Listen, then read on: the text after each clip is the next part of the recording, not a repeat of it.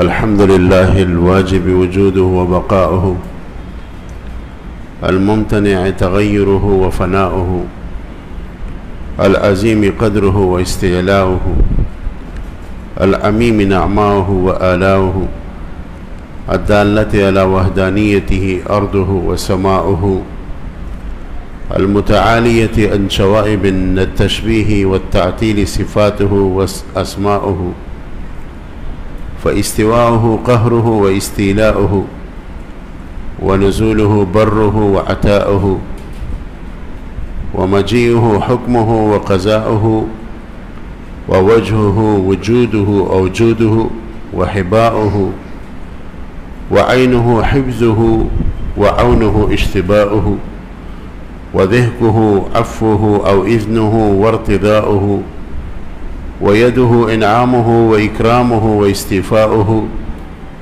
ولا يجري في الدارين من أفعاله إلا ما يريده ويشاؤه، العظمة إزاره والكبرياء رداؤه، أحمده على جزيل نعمه وجميل كرمه، وأشهد أن لا إله إلا الله وحده لا شريك له، وأشهد أن محمدًا عبده ورسوله أرسله بالهدى ودين الحق ليظهره على الدين كله ولو كره المشركون، صلى الله عليه وعلى آله وأصحابه وسلم تسليما كثيرا كثيرا. أما بعد، فأعوذ بالله من الشيطان الرجيم. بسم الله الرحمن الرحيم. ليس كمثله شيء وهو السميع البصير. وقال سبحانه وتعالى: قل هو الله أحد الله الصمد لم يلد ولم يولد ولم يكن له كفوا أحد. وقال رسول الله صلى الله عليه وسلم: كان الله ولم يكن شيء غيره. وفي رواية: كان الله قبل كل شيء. وفي رواية ثالثة: كان الله ولم يكن شيء قبله. وفي معنى هذه الروايات الثلاثة جميعها: كان الله ولم يكن شيء معه، أو كما قال عليه الصلاة والسلام: ألف مرة وبعدد كل ذرة. والحديث بأجمعها رواه الإمام المبجل أمير المؤمنين في الحديث أبو عبد الله محمد بن إسماعيل الجعفي اليماني البخاري رحمه الله تعالى رحمة عالية سابغة في مواضع من كتابه الجامع، منها كتاب بدء الخلق في الجزء الأول، ومنها كتاب التوحيد في الجزء الثاني الأخير. معزز ساتھیوں اور عزیز طلبہ کرام، میرے لیے بہت بڑی سعادت کی بات ہے کہ اللہ رب العزت نے اس مبارک مجلس میں حاضری کی توفیق عطا فرمائی، اور اپنی ہی جنس کے کہ خود بھی ایک طالب علم ہوں اور آپ حضرات بھی طالب علم ہیں، ان سے استفادہ اور افادہ کے ایک مجلس میں حاضری کی توفیق اللہ نے فرمائی، اور ایک بہت ہی حساس اور اہم اور اس زمانے کی اشد ضرورت کے عنوان سے ایک مجلس میں ہم سب حاضر ہوئے ہیں، اور وہ ہے علم کلام، جو تمام علوم میں اس زمانے کی عالمی سطح پر سب سے بہت زیادہ ضرورت اور توجہ کا محتاج ہے۔ تو ہمارے ہاں ایک دورہ ہوتا ہے تقریباً 10 دنوں کا، اس میں 700-800 تعداد الحمدللہ ہوتی ہے، اور بہت سارے ساتھی یہاں موجود ہیں جو پہلے سے دورے میں شرکت کر چکے ہیں، اور الحمدللہ مختلف شہروں میں بھی اس طرح دورے منعقد ہو چکے ہیں. تو اس میں تقریباً میں اپنے محاضرات کو پڑھاتا ہوں جو 10-11 محاضرات پر مشتمل ہے اور پروجیکٹر پر آپ کو نظر آ رہی ہے. لیکن یہاں چونکہ وقت مختصر ہے اور میرے پاس تو وقت ہے، آپ حضرات کے پاس وقت نہیں ہے، تو آپ کے اوقات کا رعایت کرتے ہوئے اور حضرت محتمم صاحب جناب شیخ الحدیث حضرت مولانا منظور یوسف صاحب دامت برکاتہم العالیہ کے حکم پر ہم نے 2 ہی دن رکھے ہیں، بلکہ یہ کہیے کہ 2 ہی مجلسیں رکھے ہیں، دن بھی نہیں ہے. تو اس میں انشاءاللہ کوشش کریں گے کہ اللہ تعالیٰ کے فضل سے اور آپ حضرات کی نیک توجہات سے اور اساتذہ کی دعاؤں سے سمندر کو کوزی کے اندر بند کرنے کی ایک طلب کریں گے اور کوشش کریں گے.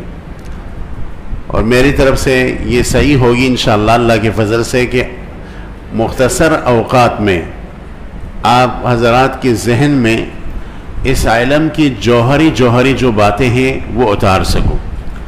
بس آپ حضرات سے یہ ایک توجہ طلب امر ہے کہ میری طرف خوب توجہ دیجئے اور میری طرف قلباً اور قالباً حاضر ہو جائیے. ایسا نہ ہو کہ قالباً تو ادھر ہیں آپ اور قلباً کہیں اور ہے. سب سے بنیادی بات یہ ہے کہ ایک علم جو اشرف ہوتا ہے اور بلندی کی چوٹیوں کو وہ چھوتا ہے، اس کے لیے 3 وجہوں میں سے ایک وجہ چاہیے.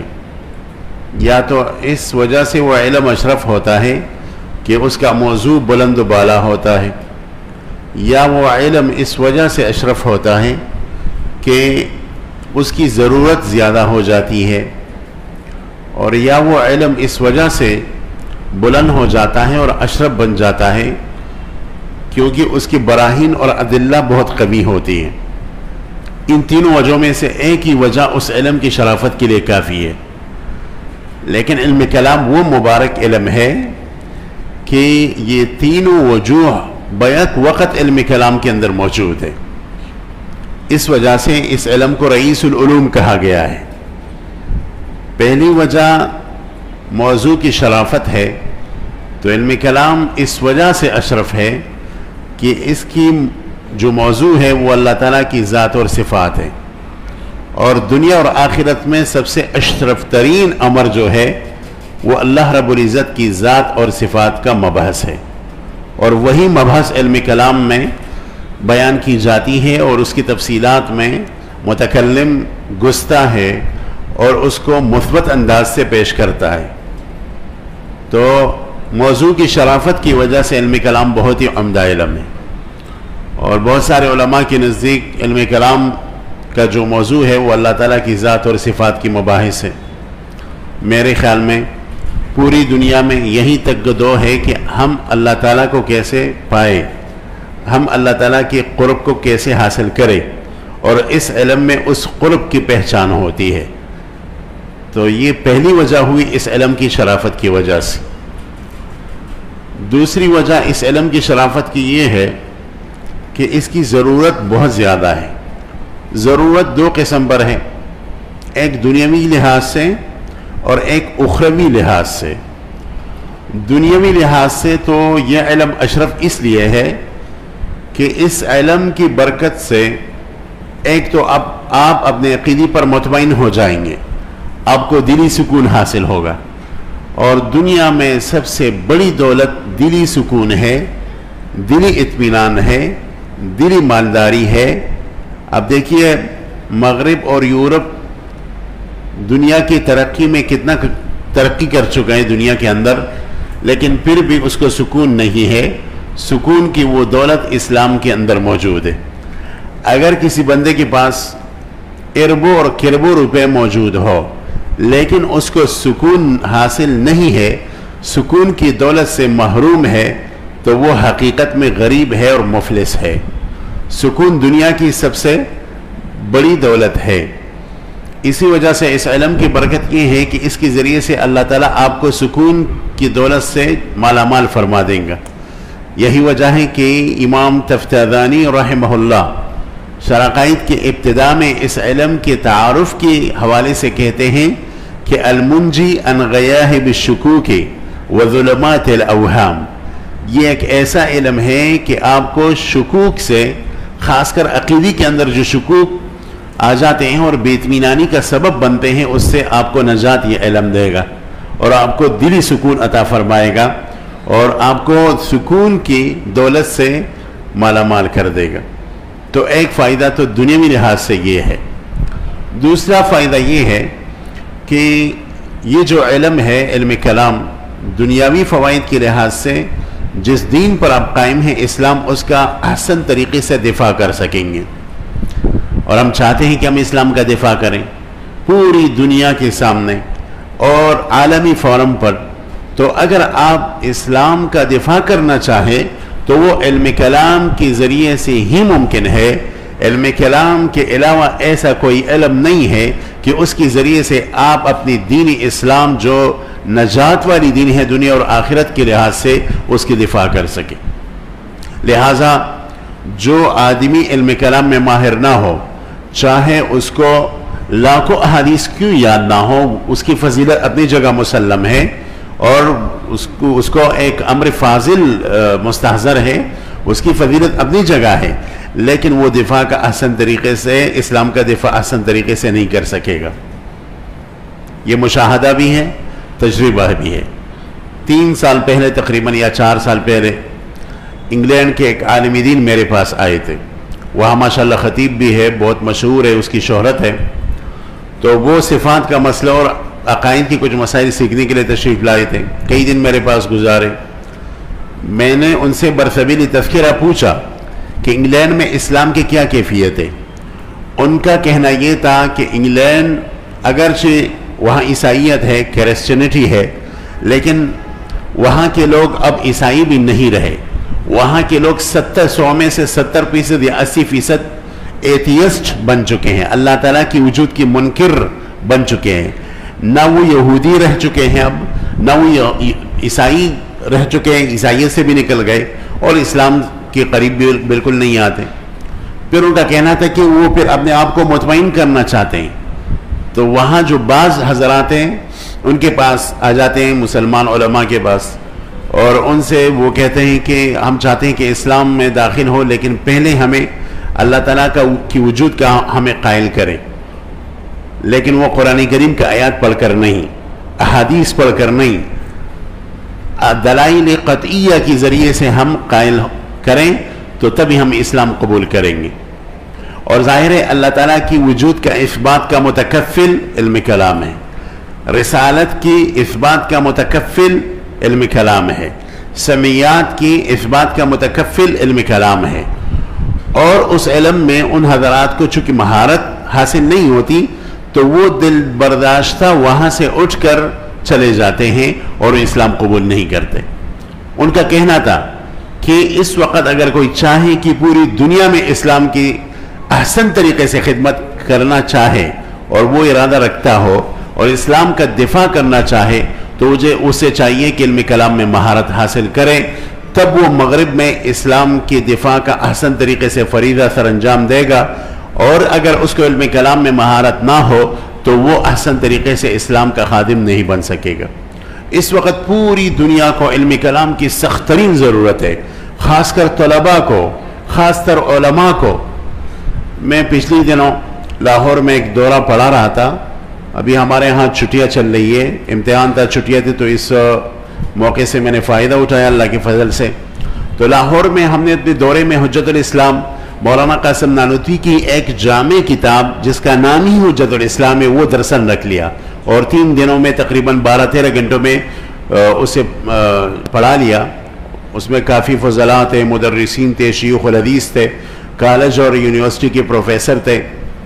ان کا کہنا یہ تھا کہ اس وقت پاکستان کی یونیورسٹیوں میں سب سے جو زورور فتنہ ہے اور خطرناک فتنہ ہے وہ الحاد اور زندقی کا فتنہ ہے۔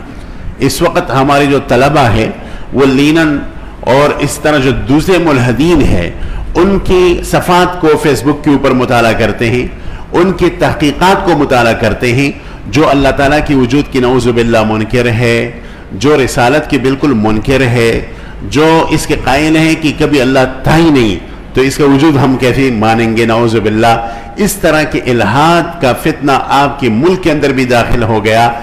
اگر آپ اسلام کا صحیح طریقے سے دفاع کرنا چاہیں تو سب سے اس کا بہترین علاج ہے علم کلام میں مہارت۔ اس لیے اس زمانے کی سب سے دنیاوی لحاظ سے بڑی ضرورت ہے، اور علماء کو اور طلباء کو سب سے زیادہ ضرورت جو ہے وہ علم کلام کا علم ہے۔ اگر اس میں طالب علم کو مہارت حاصل ہو تو وہ اسلام کا احسن طریقے سے دفاع کر سکے گا۔ اور دنیاوی لحاظ سے یہ بھی ایک شرافت ہے کہ جو عالم دین علم کلام میں ماہر ہو تو اس کی قدر کو علماء ہی جانتے ہیں۔ اصل شہرت عوام میں معتبر نہیں سمجھی جاتی، شہرت وہ ہے جو علماء کے درمیان۔ اگر اپنے زمانے کے علماء آپ کے سکے کو مانیں، آپ کے علم کو مانیں تو وہی علم ہے۔ اور میرے خیال میں علماء اولیاء ہے، صلحاء ہے، اگر وہ آپ کی قدر اور منزلت اور علمیت کو مانے اور عمل کو مانے اور درجہ کو مانے تو اس کا صاف مطلب یہ ہے کہ انشاءاللہ اللہ کے نزدیک بھی آپ کا درجہ بلند ہوگا۔ تو دنیاوی لحاظ سے وہ عالم جو علم کلام میں ماہر ہو وہ علماء میں رئیس ہوتا ہے، جس طرح کہ یہ رئیس العلوم ہے تو وہ رئیس العلماء بنتا ہے۔ اب تاریخ کو کنگالیں، تاریخ کو نکالیں، وہ علماء جو علم کلام میں ماہر تھے تو ان کو اپنے زمانے میں ریاست کا درجہ حاصل تھا۔ میں بطور مثال ایک عالم کا نام لیتا ہوں، امام عبدالحکیم سیالکوٹی رحمہ اللہ، جو سیالکوٹ کے تھے اور جنہوں نے بہت سارے معقولی اور کلامی کتابوں پر تحقیقات کی ہے، حواشی لکھی ہے۔ یہ شاہ جہان کے بادشاہ کے زمانے میں تھا جو آج سے تقریباً 400 سال پہلے گزرے ہیں، اور یہ وہ عالم تھے جن کو بہت بڑی اہمیت حاصل تھی۔ یعنی شاہ جہان بادشاہ اس کے قدر کو جانتے تھے، قدر زر زرگر شناست، تو ان کے بارے میں آتا ہے، ان کے سوانح نگاروں نے لکھا ہے کہ وہ ان کی قدر سے واقف تھے، تو کئی دیہات جو ہے جو ہزاروں جریب اور ہزاروں ایکڑ زمین ہے وہ ان کے لیے وقف کر دی تھی اور ان کو دی تھی، اور ان کو یہ کہا تھا کہ آپ کو معاش کی فکر کی ضرورت نہیں ہونی چاہیے، آپ جو ہے نا صرف تصنیف و تالیف کریں اور طلبہ کو پڑھائیں۔ اس کی برکت یہ ہوئی کہ انہوں نے بہت ساری کتابوں پر جو ہے نا حواشی لکھے ہیں، انہوں نے بہت ساری کتابیں لکھی ہیں، بہت ساری مغلق کتابوں کی شروح لکھی ہے۔ آپ نے نام سنا ہوگا خیالی کا، خیالی ہمارے ہاں مشکل ترین کتاب سمجھی جاتی ہے، اور یہاں تو میرے خیال میں طلبہ جانتے بھی نہیں، ہمارے ہاں الحمدللہ درجہ تکمیل میں ہم خوب پڑھاتے ہیں اور زور شور سے پڑھاتے ہیں۔ یہ جو خیالی ہیں شرائع کی شرح ہے اور مغلق شرح ہے۔ پرانے زمانے میں جب علامہ سیالکوٹی نے اس کے اوپر شرح اور حاشیہ نہیں لکھا تھا تو اس عالم کی گھر پر ایک جھنڈا ہوتا تھا، علم ہوتا تھا، اور یہ نشانی ہوتی تھی کہ یہ خیالی ملا ہے اور یہ خیالی پڑھانے والی استاذ ہے۔ تو علامہ خیالی کی کتاب پر جب انہوں نے حاشیہ لکھا تو یہ کہاوت مشہور ہو گئی کہ میں موم سے لوہا بنا سکتا ہوں اور لوہے سے موم بنا سکتا ہوں، لوہے سے موم بنا سکتا ہوں، مراد اس سے خیالی ہے کہ حاشیہ خیالی لوہے کی طرح بالکل سخت کتاب ہے، لیکن جب انہوں نے اس کے اوپر حاشیہ لکھا تو لوہے سے بالکل موم بنا دیا۔ لہٰذا جو مدرسین علامہ خیالی کی کتاب اور حاشیے کو پڑھاتے ہیں ان کو بخوبی معلوم ہے کہ وہ علامہ سیالکوٹی کے حاشیے سے بالکل مستغنی نہیں ہے۔ اور یہ بات بھی ان کے سوانح میں لکھی ہے کہ شاہ جہان بادشاہ نے 2 مرتبہ اس کو جو ہے نا تولا ہے چاندی کے ساتھ، ایک طرف جو ہے چاندی رکھ دیتے اور دوسری طرف اس کو بٹا دیتے، تو ہر دفعہ تقریباً 86 کلو جو چاندی ہے وہ نکلی۔ علماء تو ماشاءاللہ باری بھی ہوتے ہیں، تو 86 کلو چاندی وہ نکلی، اور پھر وہ کہتے تھے کہ آپ کو ہدیہ میں نے کر دیا، اور کہتے تھے کہ میں اس طرح بھی آپ کو انعام پیش کر سکتا تھا، لیکن میں چاہتا ہوں کہ ایک متکلم اور ایک عالم دین کی اس طریقے سے عزت افزائی کی جائے کہ وہ تاریخ کا ایک حصہ بن جائے کہ لوگ مثال میں پیش کریں کہ عالم کی عزت اس طرح کی جاتی ہے۔ تو دنیاوی لحاظ سے جیسے کہ علامہ عبدالعزیز فرحاری نے نبراس میں لکھا ہے، وہ عالم بہت بلند و بالا ہوتا ہے جو علم کلام میں ماہر ہوتا ہے۔ اخروی لحاظ سے وہ عالم بہت ہی بلند و بالا ہوتا ہے جو علم کلام میں ماہر ہو، کیونکہ جو صحیح معنوں میں اللہ تعالیٰ سے ڈرنے والے لوگ ہیں وہ یہی علماء ہیں جو علم کلام میں مہارت رکھتے ہوں۔ حجت الاسلام مولانا محمد قاسم نانوتوی رحمہ اللہ کی کئی کتابیں چھپی آپ کو معلوم ہیں، اور ان کے کئی مکتوبات بھی چھپے ہیں. پرانے علماء کے مکتوبات میں بہت نور رکھا ہوا ہے اور اس میں بہت علم رکھا ہوا ہے، تو ان کی مکتوبات کو پڑھنا چاہیے. حضرت امام قاسم رحمہ اللہ کی کئی مجموعے مکتوبات کی چھپی ہے. دارالعلوم دیوبند سے پرانے زمانے میں کافی وقت ہوا، اب تو کتاب پاکستان میں بھی چھپ گئی ہے. ایک مکتوبات کا مجموعہ چھپا ہے، اس کا نام ہے مکتوبات فریدیہ، مکتوبات فریدیہ، اور اس کے اندر حضرت کے شاگردوں نے ان کو خطوط لکھے ہیں. تو ایک شاگرد نے ان سے پوچھا کہ اس آیات کی تفسیر آپ کیجئے، انما یخشی اللہ من عبادہ العلماء. تو حضرت الامام نے اس آیت کی جو انوگھی تفسیر کی ہے بندہ حیران ہو جاتا ہے. اس کا خلاصہ یہ ہے کہ حضرت الامام رحمہ اللہ نے لکھا ہے کہ اصل میں اللہ تعالیٰ کی بندوں میں سب سے زیادہ اللہ سے ڈرنے والے اور جن کے دل کے اندر خوف ہے وہ علماء ہی ہیں. پھر اس کے متعلق لکھا ہے کہ اصل میں عالم اور جاہل کے درمیان فرق کرنے والا مسائل نہیں ہے، کیونکہ بہت سارے جو عامی لوگ ہیں ان کو مسائل یاد ہوتے ہیں، اور اس طرح دوسرے علوم بھی نہیں ہیں، وہ اس میں بھی اکثر ماہر ہوتے ہیں. مسائل تو اکثر ان ساتھی کو جو 4 مہینے ہر سال لگاتے ہیں ان کو آج کل کہ بعض حضرات سے بھی جو علم کا ان کے اوپر ٹپا ہوتے ہیں ان سے بھی زیادہ ان کو معلوم ہوتے ہیں. تو جو مسائل کی کثرت ہے، وسعت ہے، وہ بھی مراد نہیں ہے، اگرچہ ان کی اہمیت اپنی جگہ مسلم ہے، ان کی بہت بڑی اہمیت ہے مسائل فقہیہ کی. اس طرف ہم جاتے نہیں، اور وہ میرا موضوع اس وقت نہیں ہے. اگر وہ میرا موضوع ہوتا تو اس پر بھی کچھ کہہ دیتا. لیکن یہ ہے کہ وہ جو عالم ہے وہ جاہل سے اور غیر عالم سے فارق ہو اور الگ ہو اور اس سے بلند ہو. وہ کون سا علم ہے جس کے ذریعے سے وہ ایک جاہل سے فارق ہو اور ایک عام آدمی سے فارق ہو؟ تو حضرت الامام نے وہاں ذکر کیا ہے کہ وہ صرف علم کلام ہے. علم کلامی ہے کہ ایسا علم ہے ایک مشکل کہ اس کے ذریعے سے وہ عالم بنے گا اور عام آدمی سے وہ الگ ہو جائے گا. اور یہی وجہ ہے کہ جب علم کلام کے اندر سیر الی اللہ اور سیر فی اللہ ہوتا ہے تو جو عمل کے ساتھ علم کلام میں ماہر ہو وہ اللہ تعالیٰ سے سب سے زیادہ ڈرنے والا ہوتا ہے. تو کہتے ہیں اس آیت کے اندر انما یخشی اللہ من عبادہ العلماء، اس آیت کے اندر علم کلام کی فضیلت ذکر کی گئی ہے کہ وہ عالم اللہ تعالیٰ کی بندوں میں سب سے زیادہ ڈرنے والا ہوتا ہے جو علم کلام کے اندر ماہر ہوتا ہے. یہ میری بات نہیں ہے، بلکہ حجت الاسلام مولانا قاسم نانوتوی رحمہ اللہ نے یہ بات تحریر فرمائی ہے. تو اخروی لحاظ سے وہ عالم جو علم کلام میں ماہر ہوتا ہے وہ بلند و بالا درجے پر جو ہے نا فائز ہوتا ہے. اور بھی اس کے فوائد ہیں. مثلا جو آدمی علم کلام کے اندر ماننے والا ہوتا ہے اور دوسروں کو علم کلام کا علم پہنچاتا ہے، اس کی برکت سے دنیا میں افراتفری نہیں ہوتا، لا قانونیت نہیں ہوتی، فوضا نہیں ہوتی. کیونکہ جو لوگ یہ دنیا کے اندر فوضا کرتے ہیں، لا قانونیت کرتے ہیں، دہشت گردی کرتے ہیں، وہ لوگ ہیں جس کا آخرت کا عقیدہ نہیں ہوتا. یہ وہ لوگ ہیں اکثر جو اعتقاداً بالکل خراب ہوتے ہیں. تو جو آدمی علم کلام میں الہیات کے اندر ماہر ہو اور نبوات کے اندر ماہر ہو اور سمیات کے اندر ماہر ہو یا اس کو کچھ درک ہو تو وہ کبھی بھی دنیا میں لا قانونیت کو پسند نہیں کرے گا اور مسلسل اس کوشش میں رہے گا کہ میں لا قانونیت کو ختم کروں اور اللہ تعالیٰ کے احکام کو اور رسول اللہ صلی اللہ علیہ وسلم کے طریقوں کو نافذ کروں.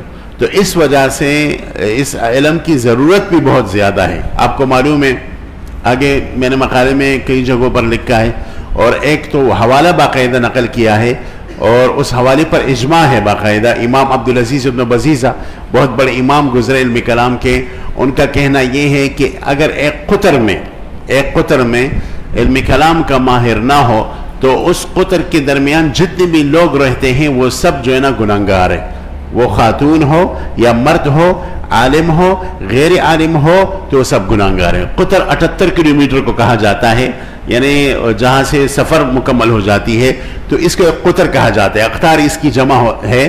تو ایک قطر کے درمیان اگر علم کلام کا ماہر ترین بندہ نہ ہو تو وہ سب کے سب گناہگار ہیں فرض کفایہ کے درجے میں، کیونکہ انہوں نے فرض کفایہ کو ترک کر دیا. تو اس سے آپ علم کلام کا بخوبی اندازہ لگا سکتے ہیں کہ اس علم کی کتنی ضرورت ہے. تیسری بات جو اس علم کی فضیلت پر دلالت کرتی ہے وہ یہ کہ اس علم کی براہین بہت مضبوط ہے، دلائل اس کے بہت مضبوط ہے. دیکھیں علم کلام کہ یہ تین قسم کے دلائل درکار ہے بیک وقت. یا تو اس میں نصوص قطعیہ سے استدلال کی جاتی ہے قرآن کریم کے آیات کریمہ سے، اور یا جو ہے نا اس میں احادیث متواترہ سے استدلال کی جاتی ہے، اور احادیث متواترہ بھائی مفید للقطع ہے، مفید للیقین ہے، مفید للظن نہیں ہے. یا اس علم میں تیسری نمبر پر اجماع سے استدلال کی جاتی ہے، اور اجماع بھی آپ حضرات کو معلوم ہے کہ معصوم ہے اور قطعی ہے. یہ تین دلائل ہیں علم کلام کے. علم کلام کے اندر ظنیات سے استدلال نہیں کیا جاتا. تو یہ تین وجوہ علم کلام کے اندر بیک وقت موجود ہے، اور یہ ایسی تین وجوہ ہیں کہ اگر ان وجوہ میں سے ایک وجہ بھی ایک علم کے اندر آ جائے تو وہ علم اشرف بن جاتا ہے، چجائے کہ تین وجوہ بیک وقت اس علم میں جمع ہو جائے. اسی وجہ سے اس علم کو رئیس العلوم کہا جاتا ہے. یہی وجہ ہے کہ اسلاف نے سب سے پہلے علم کلام کی طرف توجہ دی اور علم کلام کو خوب پڑھا اور علم کلام کو جو ہے نا خوب سیکھا. آگے میں نے مقالے میں کئی حوالے اس طریقے سے درج کی ہیں. ایک روایت ہے امام زاہد صفار رحمہ اللہ نے اپنی کتاب تلخیص الادلہ میں نقل کی ہے کہ حضرت عبداللہ بن عمر رضی اللہ تعالیٰ عنہ فرماتے ہیں کہ رسول اللہ صلی اللہ علیہ وسلم کے زمانے میں ہم قرآن سے پہلے ایمان اور عقیدی کو سیکھتے تھے. قرآن سے پہلے ایمان اور عقیدی کو سیکھتے تھے. اور یہ نہیں کہا کہ صرف میں سیکھتا تھا، بلکہ ان کا فرمانا یہ ہے کہ تمام صحابہ قرآن کی سیکھنے سے پہلے، فروعات کی سیکھنے سے پہلے یعنی ایمان اور عقیدی کو سیکھتے تھے. مراد اس سے علم کلام ہے. تو اس وجہ سے علم کلام تمام علوم میں مقدم ہے اور یہ سب سے جو ہے نا اشرف علم ہے. اس علم کی طرف توجہ دینی چاہیے. ہمارے ہاں دوسرے جو اسلاف ہیں حضرت عمر رضی اللہ تعالیٰ عنہ کے متعلق سنن دارمی میں یہاں میں نے ایک روایت نقل کی ہے اور بہت ہی جامع روایت ہے.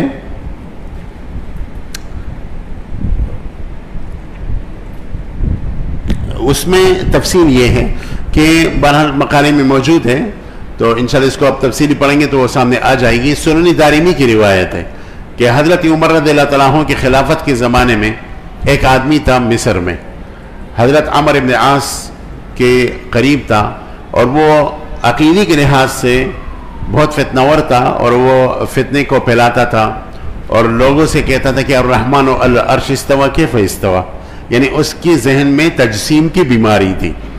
حضرت عمر بن عاص نے اس کو طلب کیا. اس نے اپنی بات دہرائی. انہوں نے کہا یہ تو بہت خطرناک مسئلہ ہے.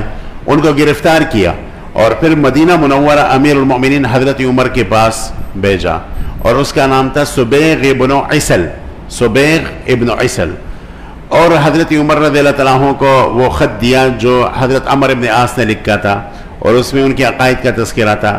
تو اس مخاطب سے سبیغ ابن عسل سے حضرت عمر نے پوچھا کہ آپ کی یہی عقائد ہے؟ تو اس نے اپنی گردان شروع کر دی کہ میرے یہی عقائد ہے اور میں اس پر ایمان رکھتا ہوں. حضرت عمر نے ایک فوجی کو کہا، مجاہد کو کہا کہ آپ اس کو لے جائیے، اس کو باندھ لے، اور اگر یہ کہیں بھاگ گیا تو آپ کی خیر نہیں ہے. آج میں بہت مصروف ہو کر اسے بلائیے، اس کا فیصلہ کروں گا. جب کل بلایا تو اس سے پھر پوچھا کہ اب تک آپ کے ذہن میں وہی بیماری ہے اور اس طرح کے سوالات کرتے ہیں، وہی عقیدہ ہے؟ اس نے کہا کہ میرا وہی عقیدہ ہے. تو حضرت عمر تو جلالی شان کے مالک تھے.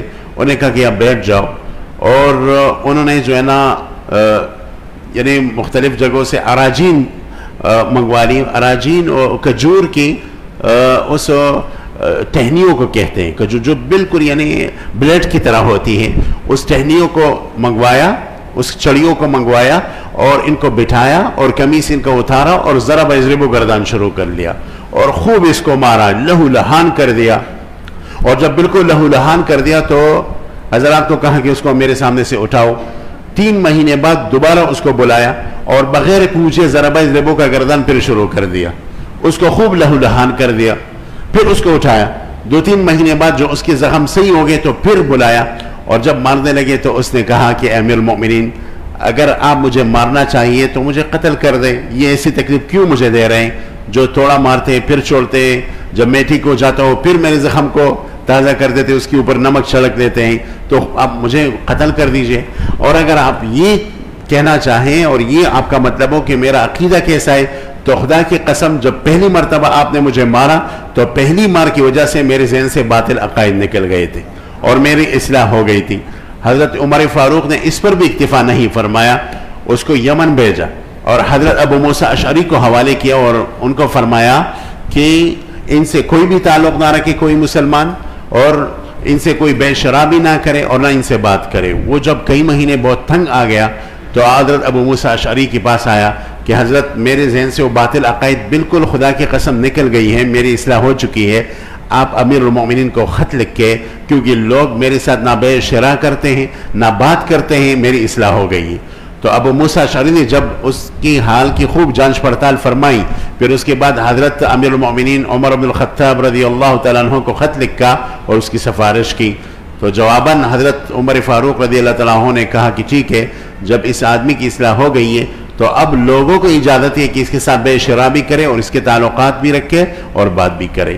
تو اس واقعے سے جو سنن دارمی اور دو جگہ امام دارمی نے اس روایت کو لیا ہے، دو جگہ، تو اس واقعے سے پتہ چلتا ہے کہ اسلاف کو لوگوں کے عقائد کی کتنی فکر تھی۔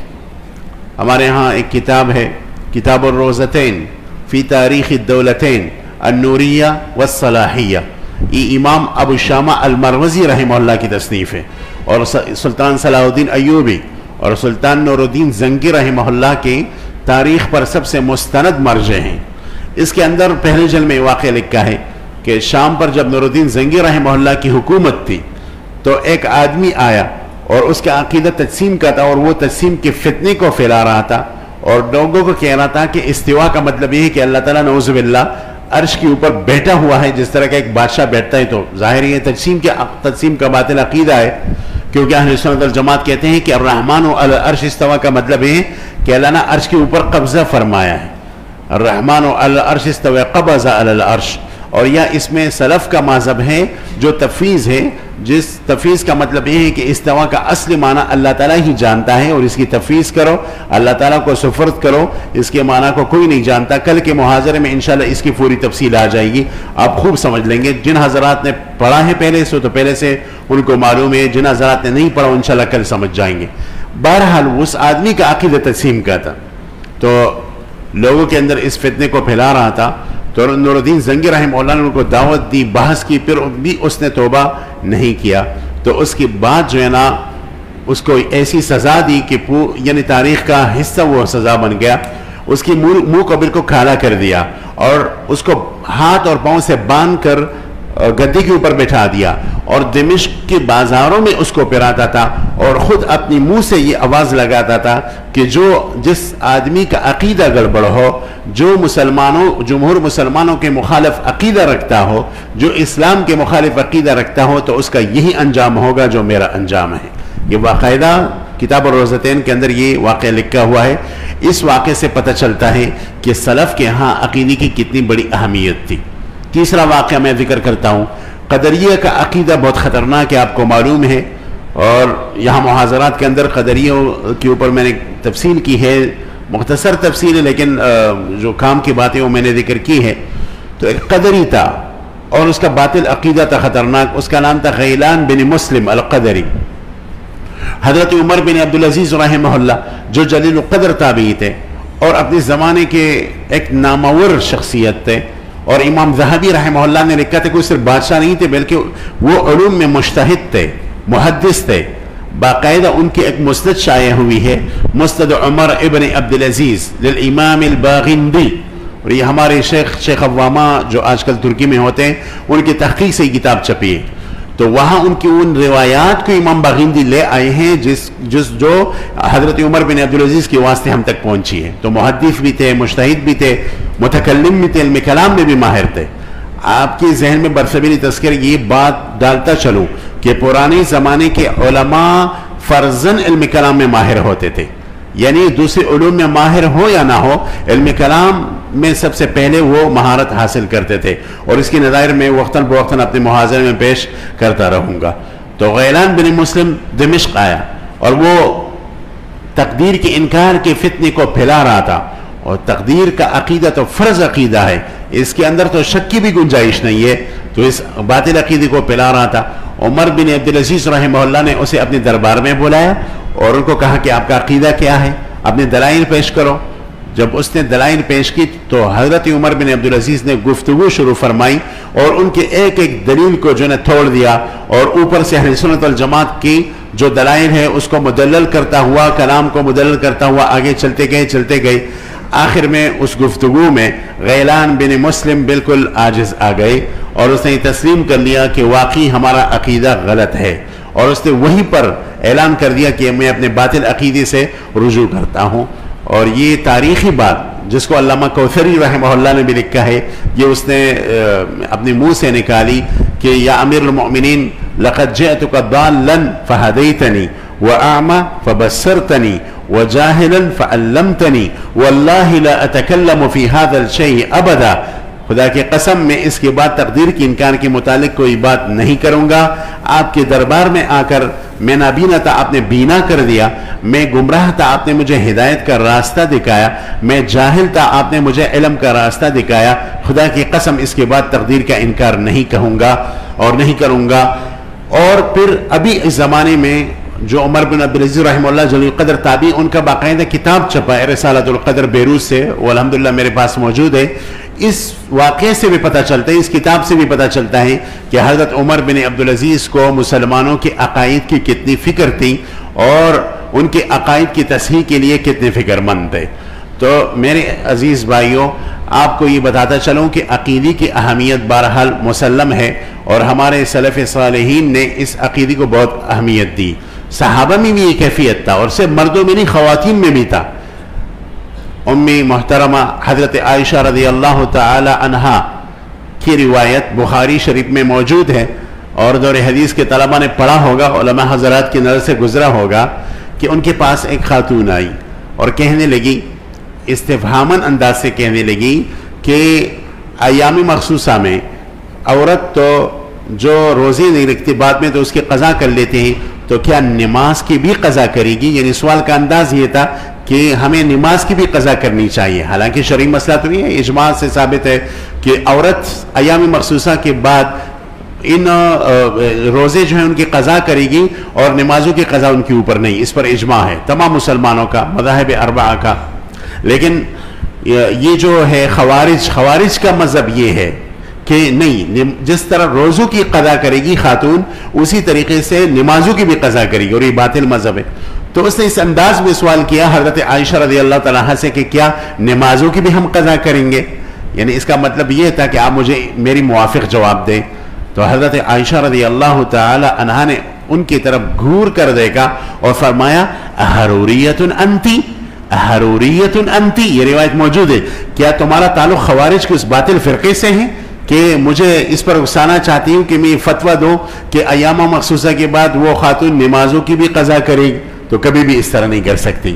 اس واقعے سے علماء محدثین اور شارحین نے یہ نتیجہ نکالا ہے کہ خواتین کو بھی اس بات کی اہمیت تھی رسول اللہ کے زمانے میں، حضرت عائشہ جیسے ہستی کو، کہ لوگوں کو عقیدے کی فکر کرنی چاہیے، اور عقیدے کی اہمیت ان کے دلوں میں تھا، اور لوگوں کے اوپر وہ بس اوقات جو ہے نا ظاہر بھی کر دیتی۔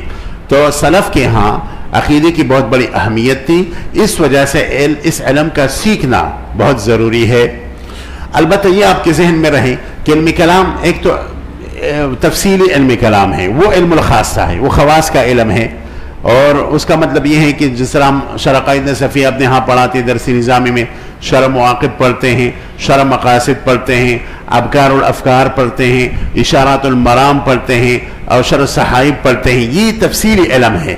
هذا هو علم الخاصہ لا علم العامہ، اور ایک مجمل عقائد ہے جو عوام کے لیے ضروری ہے، ان کو عوام کو جنہیں سکھانا بہت ضروری ہے، لیکن تفصیلی علم کلام جو ہے اس میں مہارت حاصل کرنا آپ حضرات کی ضرورت ہے، اور آپ حضرات کے اوپر واجب ہے، وہ عوام کا وظیفہ بالکل نہیں ہے۔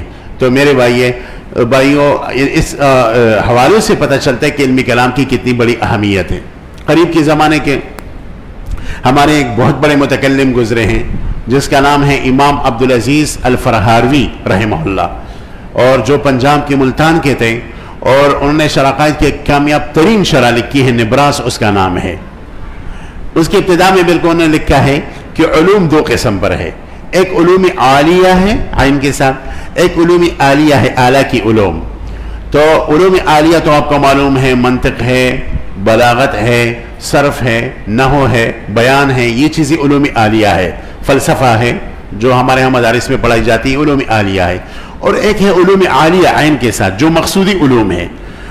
انہوں نے پھر ذکر فرمائی کہ مقصودی علوم 6 قسم پر ہیں.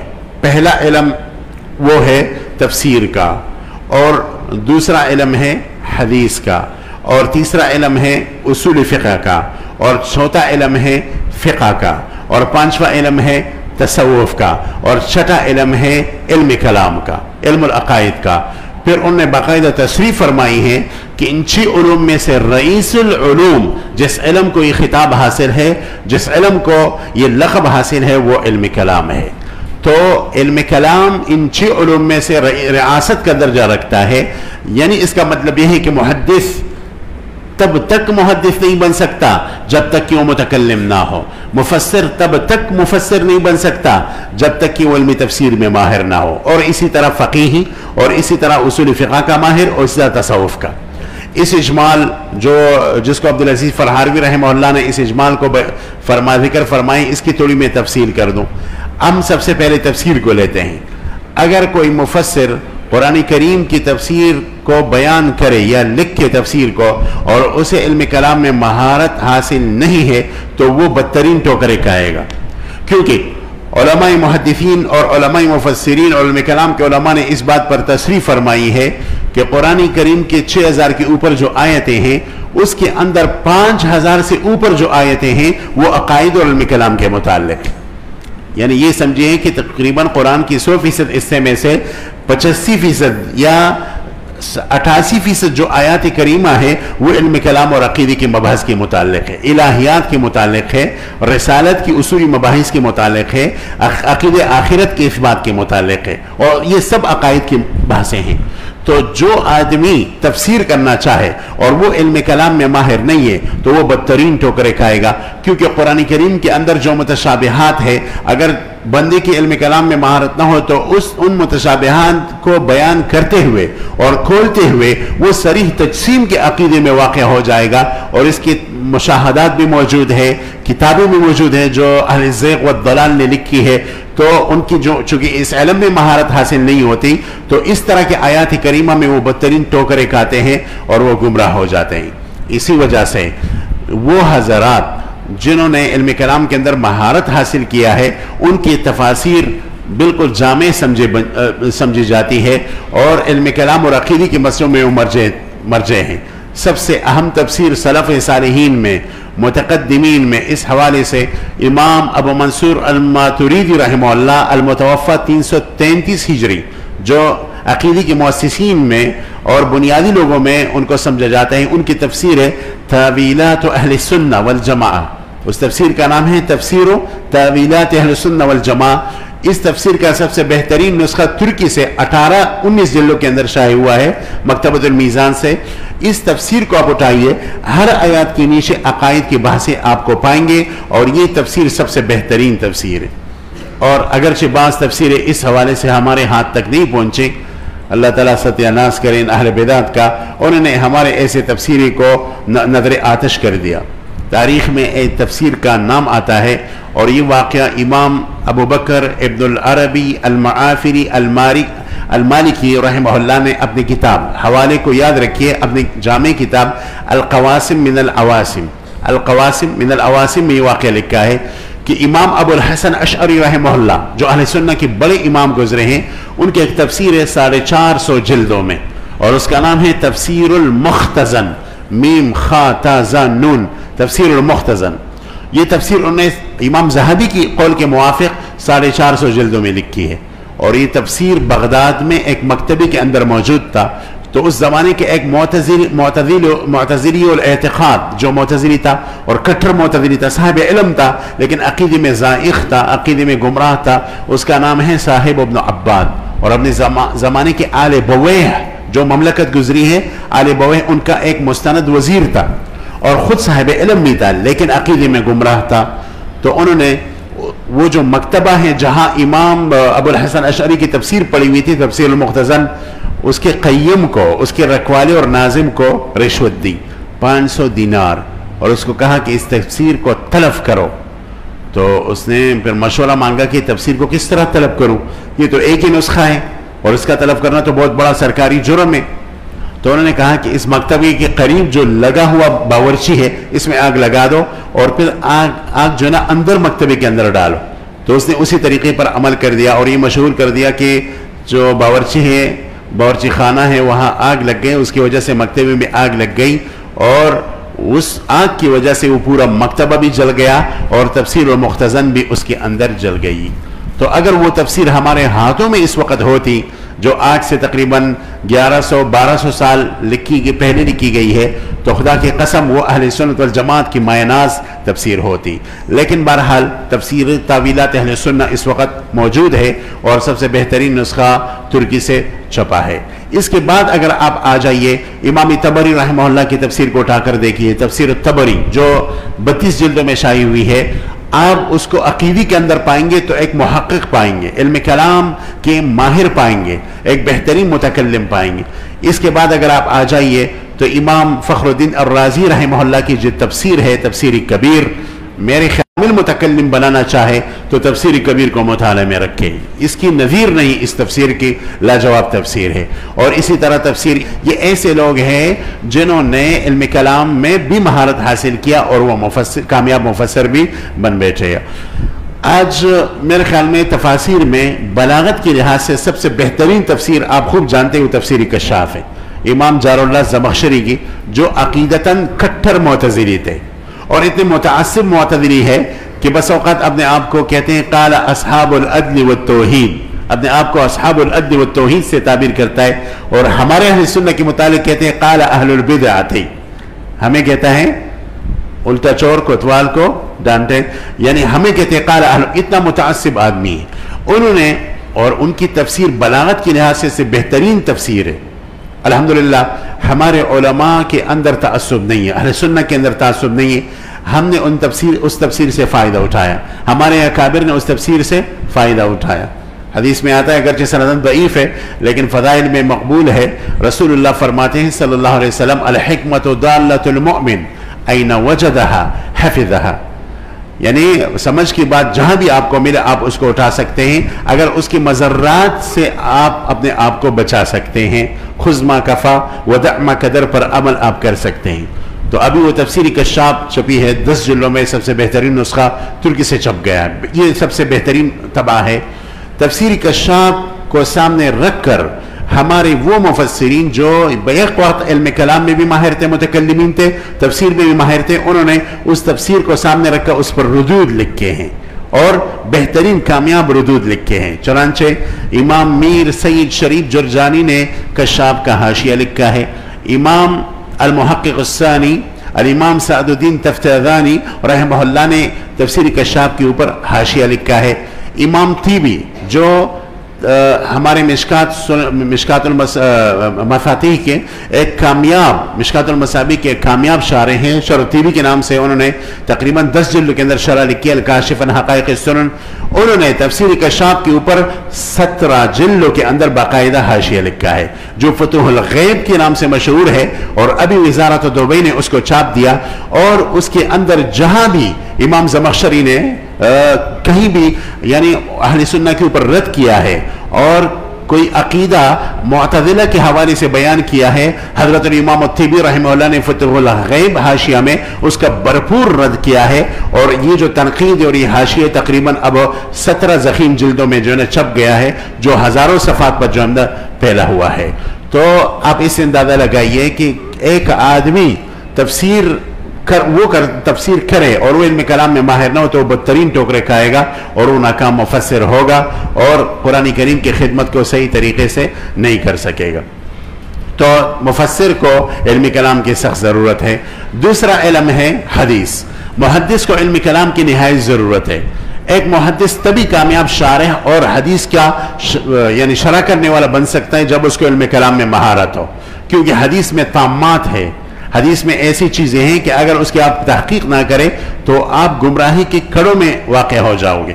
امام سفیان ثوری رحمہ اللہ جو متقدمین میں سے ہیں, سلف صالحین میں سے ہیں, جو قدر تابعی ہیں, وہ فرماتے ہیں کہ الحدیث مضلۃ الا للعلماء، اور ایک روایت ہے الحدیث مضلۃ الا للفقہاء، یعنی اگر حدیث کے اندر تم گھس جاؤ اور حدیث کے لیے جو لازمی علوم ہے اس میں آپ کی مہارت نہ ہو تو یہ افریقہ کی جنگل کی طرح ہے، تو اس میں تم جو ہے نا گم ہو جاؤ گے اور کہیں خطرناک شر آپ کو شکار کر دے گا، کیونکہ حدیث میں ضعیف بھی ہوتی ہیں، حدیث میں منغلط بھی ہوتے ہیں۔ روافض نے حضرت علی کے متعلق تقریباً 3 لاکھ احادیث منغلط کر دیے ہیں، تو اس سے اپنے آپ کو کیسے بچاؤ گے؟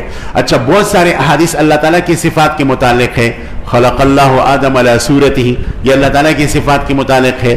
ینزل اللہ تبارک و تعالی کل لیلہ فی ثلثہ الاخیر، یہ حدیث النزول صفات کے متعلق ہے۔ اس طرح سینکڑوں احادیث صفات کے متعلق ہے۔ اگر آپ کے علم کلام کے اندر مہارت نہ ہو تو اس احادیث کی غلط تشریح کرو گے اور تجسیم کے بدترین عقیدے میں واقع ہو جاؤ گے۔ اسی وجہ سے وہ محدثین جو بیک وقت محدث بھی ہیں، شارحین بھی ہیں، اور دوسری طرف وہ متکلم بھی ہیں، انہوں نے ان احادیث کے لیے باقاعدہ الگ کتابیں لکھی ہے کہ جن کے ظاہر پر اگر عمل کرو تو تجسیم کے خطرناک عقیدے اور کنویں میں پڑ جاؤ گے، ان کی باقاعدہ شرح لکھی ہے۔ اس حوالے سے میں آپ کو چند کتابیں دکھاتا ہوں، وہ آپ اپنے حرز جان بنائیے، یہ کتابیں آپ کی بہت کام کی ہیں۔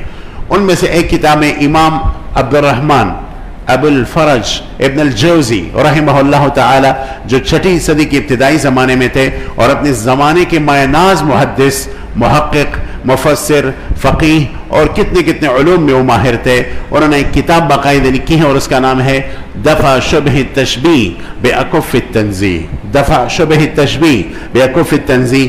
اس کتاب کے اندر تقریباً انہوں نے 60 احادیث کو لیا ہے، اور وہ احادیث ہے کہ اگر ان کے ظاہر پر عمل کرو تو تجسیم کے عقیدے میں پڑ جاؤ گے۔ تو ان احادیث کے اس مایہ-ناز محدث نے خوبصورت شرح لکھی ہے، اصول بنائے ہیں اور اصول ذکر کی ہیں۔ اگر ان اصول کو طالب علم جو ہے نا اپنے یعنی علم میں لے آئے تو ان 60 احادیث کے نیچے جو اصول ہے ان کو اگر ذہن میں رکھے تو سیاہ ستہ کی کوئی بھی حدیث صفات کے متعلق ہو، سیاہ ستہ کے باہر جتنے بھی لاکھوں حدیث صفات کے متعلق ہو، تو اس کے اندر وہ گمراہی کے کڑے میں نہیں گرے گا، کنویں میں نہیں گرے گا، کیونکہ بہت سارے احادیث اگر اس کے ظاہر پر عمل کرو تو آدمی گمراہ بن جاتا ہے، جیسے کہ یہی حدیث ہے بخاری شریف کے اندر بھی ہے، مشکات شریف جلد ثانی کی ابتدائی حدیث ہے، خلق اللہ آدم علی صورتی، اللہ تعالیٰ نے آدم کو اپنی شکل جیسا بنایا ہے، ان کی شکل اللہ کی شکل کی طرح ہے۔ تو شکل تو اس ذات کی ہوتی ہے جو حادث ہے، اللہ تعالیٰ کی ذات تو قدیم ہے، وہ تو شکل سے پاک ہے، تو کس طرح اس حدیث میں کہ خلق اللہ آدم علی صورتی؟ تو ان حضرات محدثین نے ایسے احادیث پر ایک زبردست کلام کیا ہے، اس کے لیے اصول و قواعد بنائے ہیں اور کتاب و سنت کی روشنی میں اس کا حل کیا ہے۔ تو پہلی کتاب اس حوالے سے دفع شبہ تشبیہ ہے۔ اس کتاب سے پتہ چلتا ہے کہ ایک محدث کو علم کلام کی کتنی اشد ضرورت ہے۔ اسی سلسلے کی ایک اور کتاب ہے، وہ امام سیف اللہ المسلول علی المجسمہ والمعتزلہ، الامام فخر الدین الرازی رحمہ اللہ، صاحب تفسیر الکبیر، جو ہمارے ائمہ اور اکابر میں ہے، ان کی کتاب ہے تاسیس التقدیس فی علم الکلام، اور اس کا دوسرا نام اساس التقدیس بھی ہے، اور یہ اپنے زمانے کی مشہور کتابوں میں سے ہے۔ اس کتاب کی اہمیت کا اندازہ اس سے لگائیے کہ اس فن یعنی علم کلام کے ماہرین کا کہنا یہ ہے، جیسے کہ کوثری کا، کہ وہ کتاب ينبغي ان يكتب بماء الذهب، ایسی کتابیں کہ آب زر سے لکھی جائے تو اس کے لائق ہے، اور یہی رائے ہمارے اکابر میں حضرت مولانا ادریس کاندیلوی رحمہ اللہ کی ہے کہ وہ کتاب ينبغي يكتب بماء الذهب۔ تو ان کی کتاب تاسیس التقدیس، امام رازی نے ان احادیث کو اپنی کتاب کے حصے میں لیا ہے، یعنی باقی کتاب تو اور بھی بہت یعنی مفید اصول پر مشتمل ہے، لیکن اس کے دوسرے حصے میں ان احادیث کو لیا ہے کہ جن کے ظاہر پر اگر عمل کیا جائے تو آدمی تجسیم کے گمراہ عقیدے کا شکار بن جاتا ہے، یا اعتزال یا قدریہ کی طرف نکل جاتا ہے، یا خارجیت کی طرف نکل جاتا ہے۔ ان احادیث پر خوبصورت کلام کیا ہے۔ تو اس کلی کی یہ دوسری کتاب ہے۔ ایک تیسری کتاب ہے اسی حوالے سے، وہ امام بدر الدین ابن جمعہ نے لکھی ہے۔ امام بدر الدین ابن جمعہ اپنے زمانے کے مایہ ناز محدث محقق ہے، اور امام شمس الدین الذہبی جیسے آدمی کی استاد ہے، اور ابن قیم رحمہ اللہ کی بھی استاد ہے، مانے ہوئی شخصیت ہے۔ بہت ساری کتابیں ہیں امام بدر الدین ابن جمعہ کی، مشہور شافعی ہیں، عقیدے میں اشاعرہ کے اور اہل سنت کے امام ہیں۔ ان کی کتاب ہے ایضاح الدلیل فی قطع حجج اہل التعطیل، کیا نام ہے؟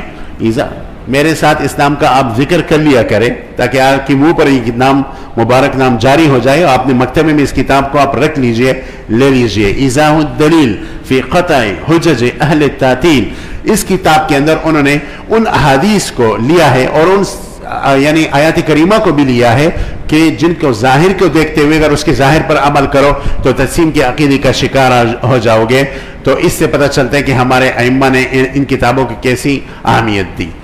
اچھا، اس کے علاوہ جو مجموعی احادیث کی کتابوں کی جو شروع ہے، مثلا بخاری شریف کی کامیاب ترین شرح جو ہے، جس کے بارے میں کہاوت مشہور ہے کہ لا ہجرت بعد الفتح، امام حافظ ابن حجر جس کو حافظ دنیا کہا جاتا ہے، حافظ ابن حجر العسقلانی رحمہ اللہ، ان کی کامیاب شرح فتح الباری شرح لصحیح البخاری ہے۔ اسی طرح امام بدر الدین العینی رحمہ اللہ کی شرح عمدۃ القاری ہے۔ اسی طرح بخاری کی تقریباً 375 شروح لکھی گئی ہے۔ ابھی ایک دراسہ چھپا ہے، اس کے اندر یہ تحقیق مصنف نے کی ہے کہ بخاری کی تقریباً 375 شروح اس کے زمانے تک، آج سے تقریباً 20 سال پہلے یہ کتاب لکھی گئی ہے، اس کے زمانے تک تقریباً 375 شروح لکھی گئی ہے۔ ان میں سے جو بھی شارح آپ اٹھائیے، جو بھی شرح اٹھائیے، وہ علم کلام کا امام پہلے ہوگا، بعد میں وہ محدث ہوگا۔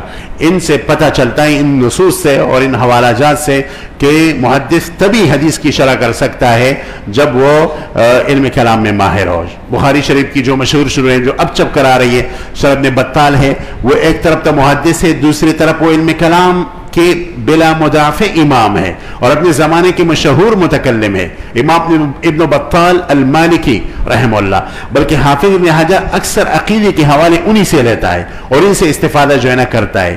اسی طرح آپ التوضیح جو ابن ملقن کی شرح ہے، جو 36 جلدوں میں بھی شائع ہوئی ہے، امام ابن ملقن رحمہ اللہ عقیدے کے ایک طرف متکلم ہے تو دوسری طرف حدیث کے شارح ہیں، فقیہ بھی ہے۔ تو عرض کرنے کا مقصد یہ ہے کہ وہی آدمی حدیث کی صحیح طریقے سے شرح کر سکتا ہے جو علم کلام میں ماہر ہو، وہ حدیث کی خدمت کر سکتا ہے۔ تیسرے علم کی طرف آ جائے، علم الفقہ ہے۔ آپ کی توجہ ہے نا بذرات کی؟ فقہ جو ہے یہ تو فقیہ کے علم کلام کی بہت سخت اشد ضرورت ہوتی ہے۔ اگر فقیہ کو علم کلام کا علم نہ آئے تو اس کے سامنے ایسے فتاوی جات آ جاتے ہیں جس کے اندر سے وہ گمراہ ہونے کا خطرہ ہوتا ہے، اور اس کی نظائر بہت ہیں، اس کے مشاہدات بہت ہیں، میرے سامنے تجربیات بھی ہے کہ بہت سارے ایسے حضرات جو جس سے فقہ کے حوالے سے ان کی شہرت ہوتی ہے لیکن علم کلام میں بالکل بیچارے اب جس سے بے خبر ہوتے ہیں، وہ بس وقت ایسے فتویٰ شائع کر لیتے ہیں جو بہت خطرناک ہوتا ہے۔ ہمارے ملک ایک مشہور مجلہ ہے جس کا نام لینا میں گوارہ نہیں کرتا اور مشہور ادارہ ہے، وہاں سے ایک فتویٰ شائع ہوا، اس فتوے میں لکھا ہوا تھا کہ اللہ تعالیٰ کے اوپر شخص کا اطلاق ہوتا ہے یا نہیں ہوتا، شخص کا اطلاق ہوتا ہے یا نہیں ہوتا۔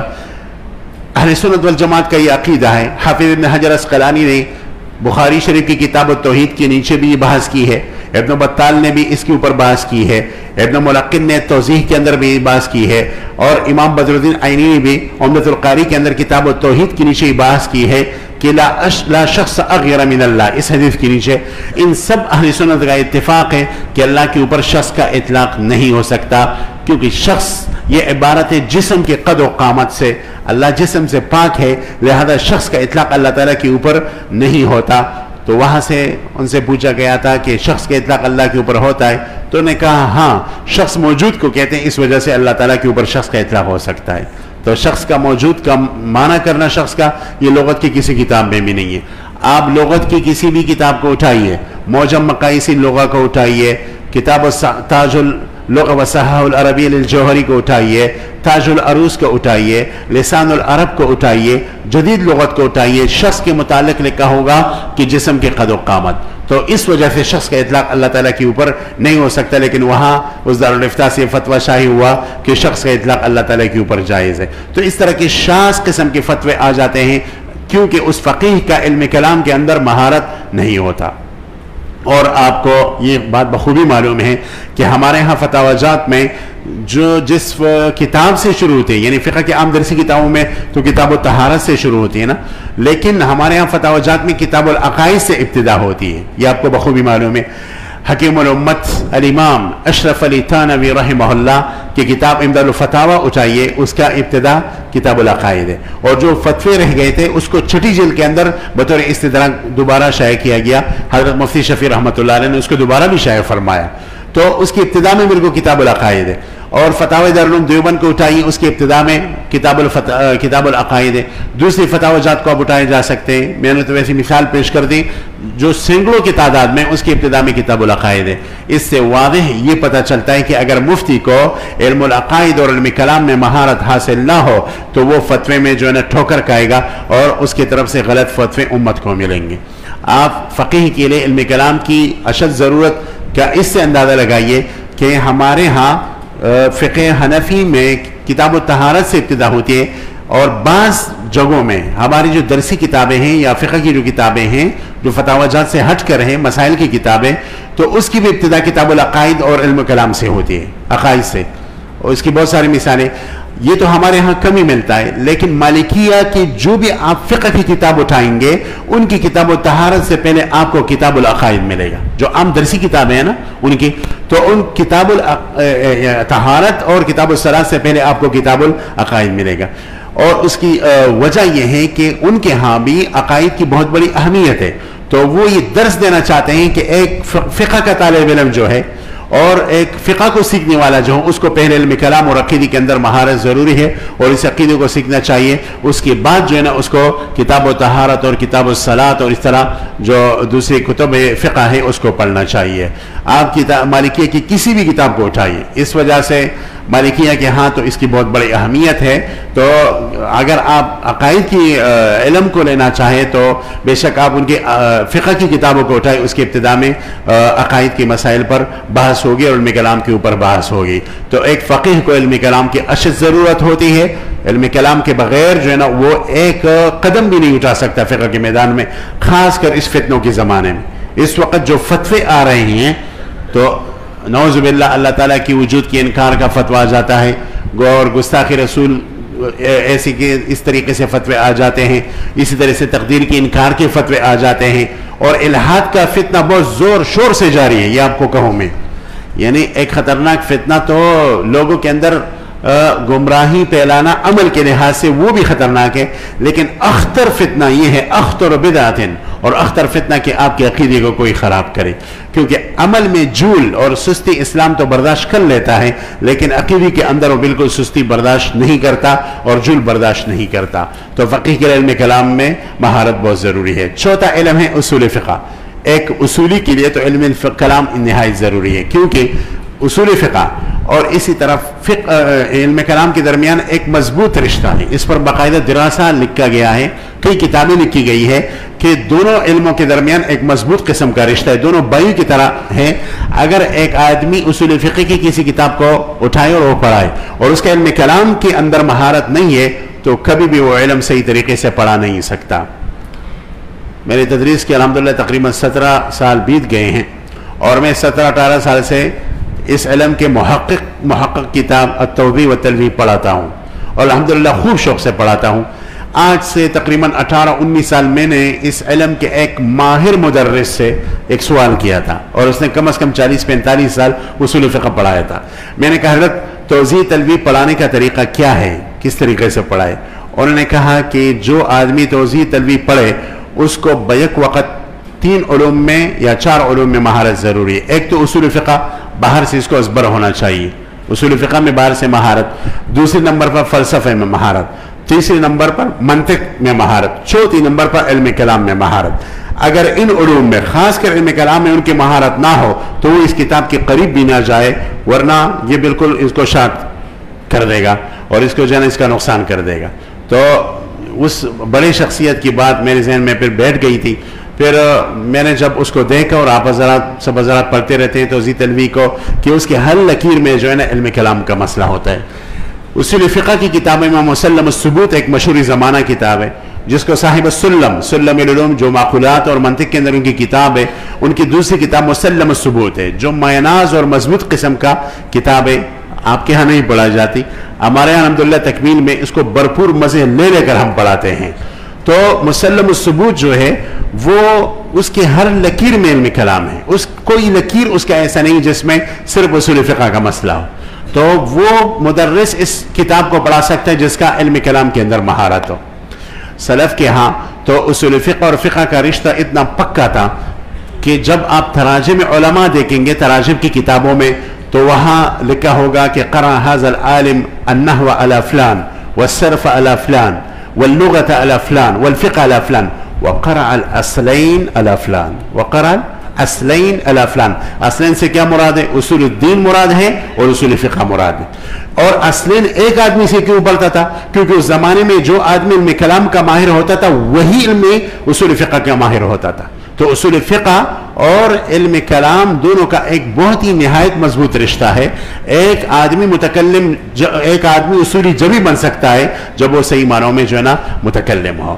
اور اسی وجہ سے اصول فقہ کی کتابوں میں علم کلام کے مباحث در آئے ہیں، بلکہ بعض حضرات نے تو اس میں اصول فقہ کی کتابوں میں علم کلام کی کتابوں کے لیے الگ ابواب اور فصول قائم کیے ہیں. اصول فقہ کی کتابوں کے اندر علم کلام کے مسائل کے لیے الگ الگ فصول اور الگ الگ ابواب قائم کیے ہیں. میں مثال ذکر کرتا چلوں، شوافی کے ہاں ایک کتاب ہے اصول فقہ کی جس کا ہمیں بہت فائدہ ہے، اور یہ کتاب لکھی ہے امام تاج الدین السبکی رحمہ اللہ نے، اور اس کتاب کا نام ہے جمع الجوامع. کیا نام ہے؟ بہت مشہور کتاب ہے جمع الجوامع امام تاج الدین السبکی. اور اس کتاب کی بہت ساری شروع لکھی گئی ہے. اس کتاب کی ابتدا میں اصول فقہ ہے، اس کے آخری حصے میں یعنی 4 حصے ہیں تو چوتھائی حصے میں آخری حصے میں جو ہے اس میں علم کلام کے مسائل ہیں، یعنی باقاعدہ علم کلام کا ایک رسالہ اس کتاب کے اندر لگایا ہے. اور اسی وجہ سے جو اس کی شارحین آئے ہیں، مثلا امام محلی ہے جو جلالین کے مصنف ہے اور مفسر ہیں، اسی طرح دوسری کئی کتابوں کے مصنف ہیں، مشہور شافعی ہیں، مشہور اصولی متکلم مفسر ہے. اس کی اگر آپ شرح 4 جلدوں کے اندر اٹھا کر دیکھیے جو اس کتاب کی لکھی ہوئی ہے جمع الجوامع، اس کے اندر آخری حصے میں علم کلام کے بہترین مباحث آپ کو ملیں گے. امام بدر الدین زرکشی رحمہ اللہ ایک عالم گزرے ہیں، مجھ سے ایک بہت بڑے آدمی نے جو اصول فقہ کے اندر ماہر تھا، تو بس اوقات سوالات کرتے رہتے ہیں وہ حضرات مجھ سے، ان کا حسن ظن ہے.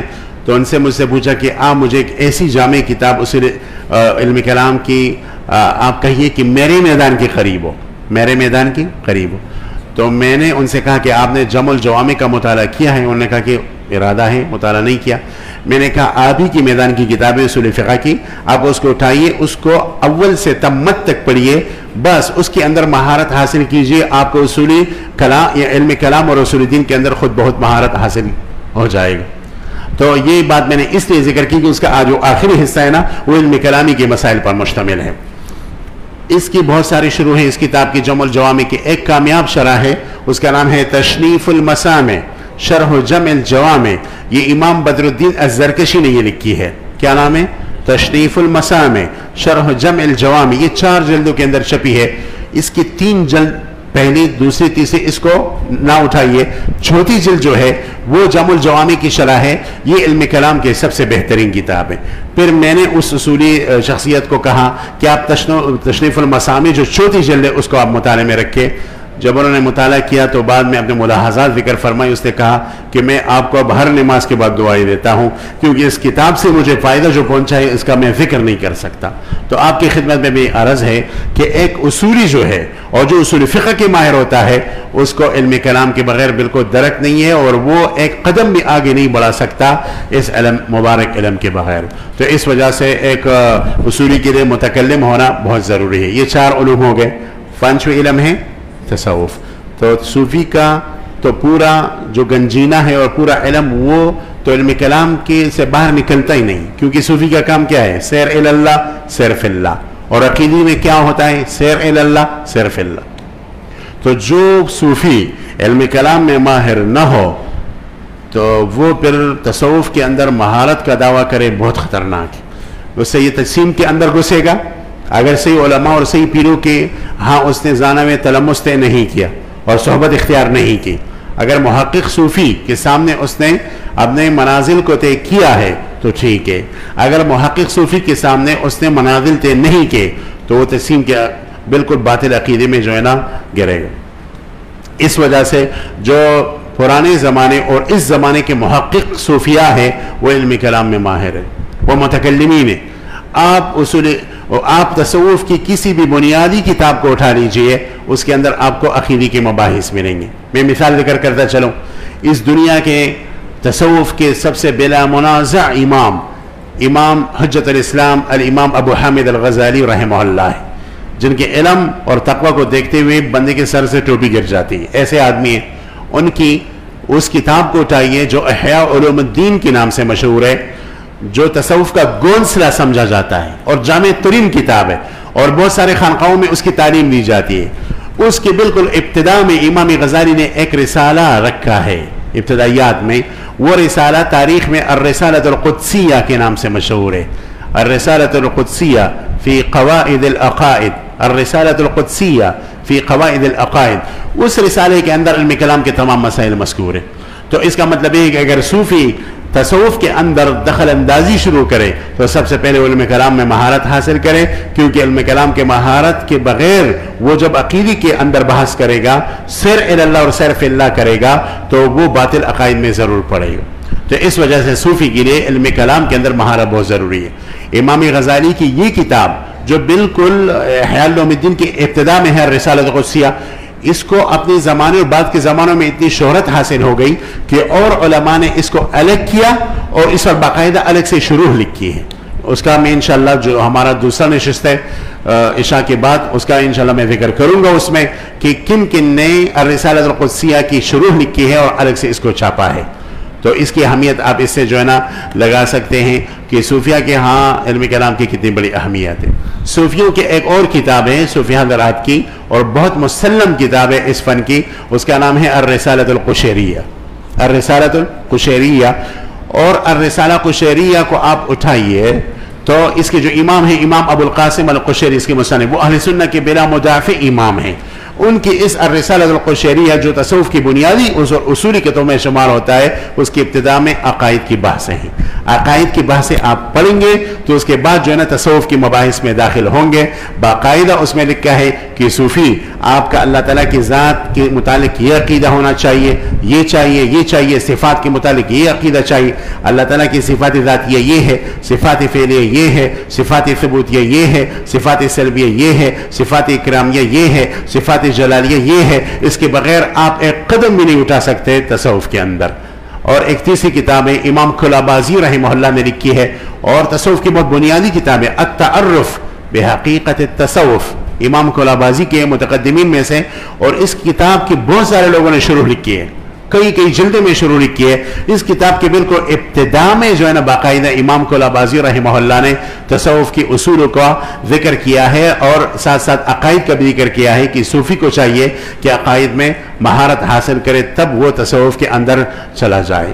ہمارے ہندوستان کے بہت بڑی شخصیت سلسلہ نقشبندیہ کے بلا مدافع اور بلا منازع شخصیت امام مجدد الفسانی احمد سرہندی رحمہ اللہ ہے، جو تمام مکاتب فکر کے نزدیک مسلم شخصیت ہے، اور علم کلام کی اور تصوف کی بیک وقت امام ہے.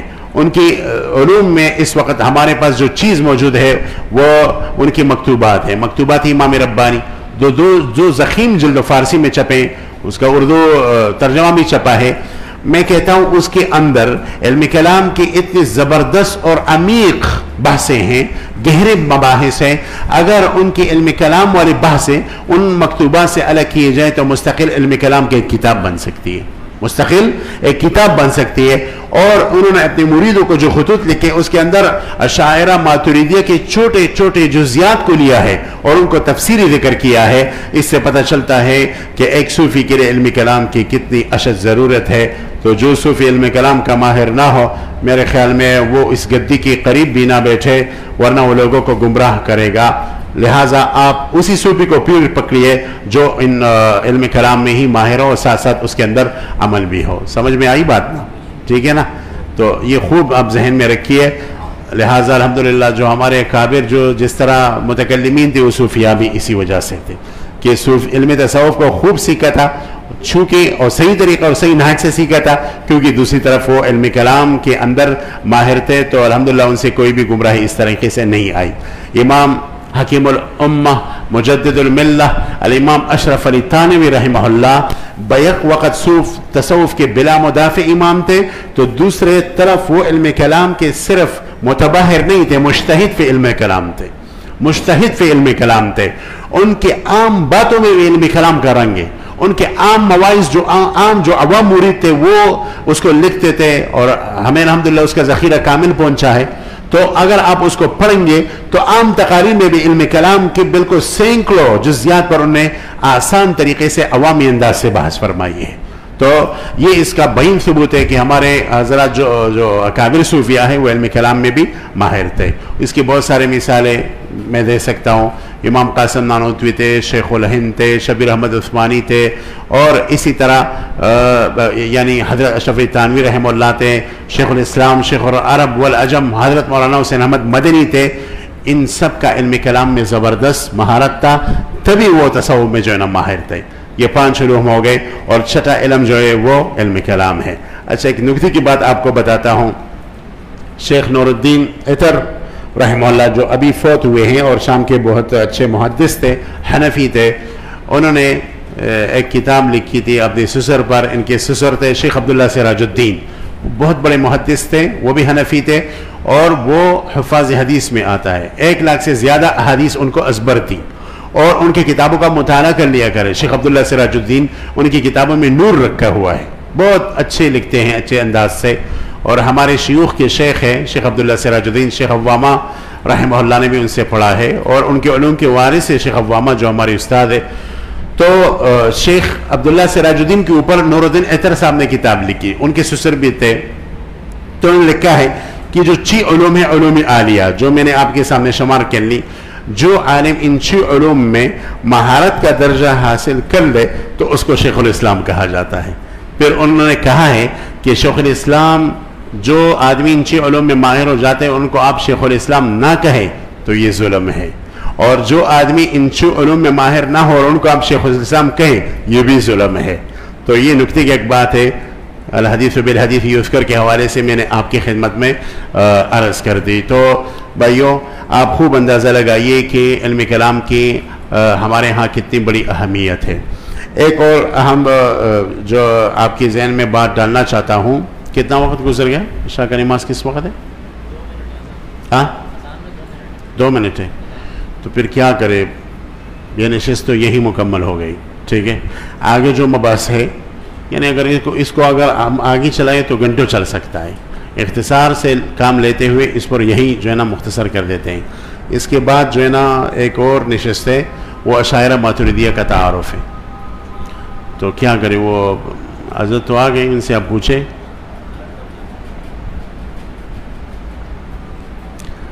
ہم لگے رہیں یا نماز کے بعد لگے رہیں؟ اچھا، تو